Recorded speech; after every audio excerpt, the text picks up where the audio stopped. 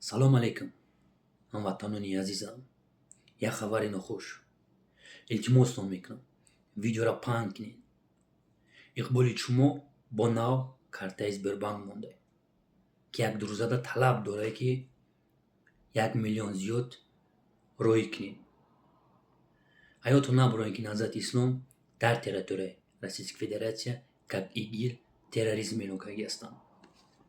ман гирифтам варақ ручкара, аризама менависам, пага насиб боша, ай пеши генеральной прокуратура як видеообращение ки ҳамватанони азиз ина боз печати генеральной прокуратура. таваккалтон ба худо. аз ман як гуфтам. картаи Сбербанки мондагӣ ба номи Ахаджон Ахмадович Т. Сбербанк. саҳар соатҳои 12 ба вақти Москва ман аризама пешниҳод мекунам. касе ки роҳӣ мекунад пеши қонуни Российской Федератсия ба қонуну қоида ҷавоб медиҳад.